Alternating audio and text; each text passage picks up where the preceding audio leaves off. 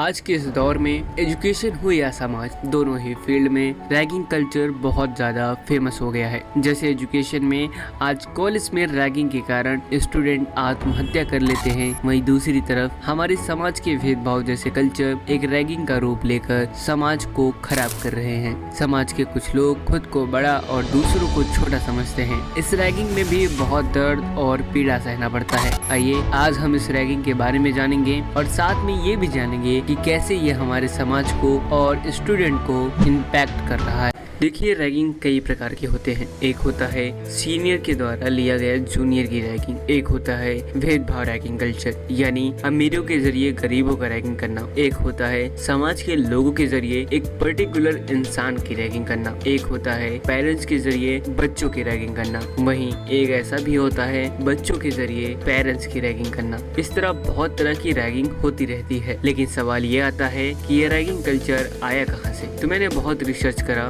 तो मुझे पता चला कि ये एक्चुअली में बहुत साल पहले लोग अपने खेलों में इस्तेमाल करते थे। खेल कुछ इस तरह होते थे कि एक इंसान दूसरे इंसान के बीच तलवारबाजी होती थी, फिर जो इंसान जीत जाता था उसका सम्मान हुआ करता था, लेकिन जो हार जाता था उसकी रैगिंग होती थी। समाज के लोग उसे चिढ़ाते थे, मजाक उड़ाते थे। ये सब इतना ज्यादा हो जाता था कि हारा हुआ इंसान आखिर में रैगिंग के कारण आत्महत्या जैसे कदम उठा लेता था। ये तो बातें हो गई समाज की रैगिंग, लेकिन जो आज कॉलेज के सीनियर अपने जूनियर की रैगिंग करते हैं वो कहाँ से आया? यहीं से आया? नहीं, ये आया वर्ल्ड वॉर 2 से। जब वर्ल्ड वॉर शुरू हुआ था तब इसमें बहुत ज्यादा संख्या में नौजवान भर्ती हुए थे। ये जूनियर थे। आर्मी में ये रूल था कि जो जूनियर होते हैं उनकी रैगिंग सीनियर करते थे। ये रैगिंग आर्मी से जुड़ा हुआ करता था। फिर जब ये वर्ल्ड वॉर खत्म हुआ तब ये सारे जवान अपने घर वापस आए। अपनी आगे की पढ़ाई के लिए ये कॉलेज में गए, जहाँ इन्होंने आर्मी के रूल यानी रैगिंग कल्चर को कॉलेज में इंट्रोड्यूस कराया, जिसके कारण ये रैगिंग कल्चर एजुकेशन में एंटर कर गया। पहले ये रैगिंग कल्चर कम होता था और एक लिमिट में होता था, बट जैसा कि आपको पता है बदलाव प्रकृति का नियम है और फिर समय के साथ इस रैगिंग कल्चर में भी बदलाव आया। सीनियर अपने जूनियर की एक लिमिट पार कर रैगिंग करने लगे, जिसका साइड इफेक्ट ये पड़ा कि कुछ जूनियर ये रैगिंग टॉर्चर सह नहीं पाए और वो खुद को खत्म कर लेते थे, क्योंकि इन रैगिंग में ऐसी चीजें करवाई जाती थी जो नॉर्मल या हंसी मजाक नहीं होता था, जैसे कि किसी लड़की के सामने उसे नंगा खड़ा कर देना। ऐसे बहुत से टॉर्चर वाले रैगिंग वो करते हैं जो एक इंसान को तोड़ देता है और वो खुद को अकेला पाता है और फिर उसे ऐसा महसूस होता है कि उसकी लाइफ बेकार है और वो गलत कदम उठा लेता है। ये कल्चर कॉलेज तक ही सीमित नहीं रहा, ये हमारे समाज में भी है, भले ही थोड़ा अलग तरीके से है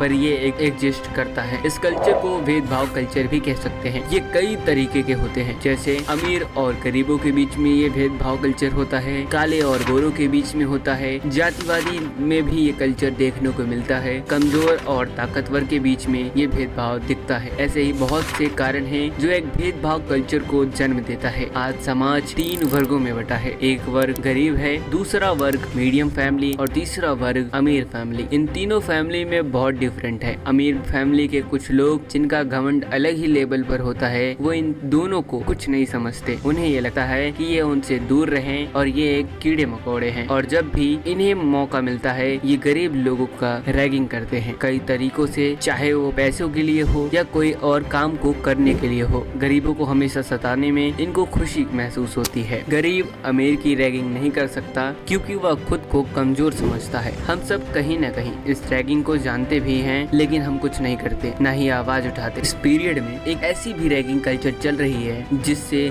सही करना बहुत इम्पोर्टेंट है, क्योंकि आजकल के पेरेंट्स ऐसे हैं जो बच्चों पर इतना ज्यादा प्रेशर कर देते हैं कि उनके लाइफ में 2 चीजें आ जाती हैं, या तो वो उस टारगेट को पूरा करे, नहीं तो लाइफ से हार जाते हैं। आज कंपटीशन इतना ज्यादा हो गया है कि पेरेंट्स खुद की सोसाइटी में इज्जत बढ़ाने के लिए बच्चों के ऊपर प्रेशर बनाते हैं, जो कि एक रैगिंग से भी खतरनाक होता है। इस प्रेशर में आकर बहुत सारे बच्चों ने सुसाइड जैसे स्टेप उठा लेते हैं, और अगर ये ना रुका तो आने वाले समय में ये सुसाइड केस बढ़ता नजर आएगा। जैसे पेरेंट्स बच्चों के ऊपर प्रेशर बनाते हैं, ठीक बच्चे भी पेरेंट्स की रैगिंग करते जाते हैं। आजकल के बच्चे इतना ज्यादा एडवांस हो गए हैं कि वो अनजाने में ही अपने पेरेंट्स की रैगिंग करते हैं। बच्चे ऐसी चीजें पेरेंट्स से डिमांड करते हैं जो उनके लिमिट के बाहर की होती है और वो इसको अफोर्ड नहीं कर सकते हैं। ये सारे रैगिंग कल्चर एक प्रकार के वायरस हैं जो लाइफ को बहुत हार्ड और जानलेवा बना देते हैं। हमें और दूसरों को इस वायरस से बचना है। गवर्नमेंट ने सभी के लिए कानून बना रखी है। आप गूगल करोगे आपको हर रैगिंग कल्चर के लिए एक हेल्पलाइन मिलेगा जहां आप शिकायत कर सकते हो, क्योंकि जब तक हम इसके खिलाफ आवाज नहीं उठाएंगे तब तक ये चीजें खत्म नहीं होगी। गवर्नमेंट के पास जो रिपोर्ट दर्ज है केवल सभी अपराधों में से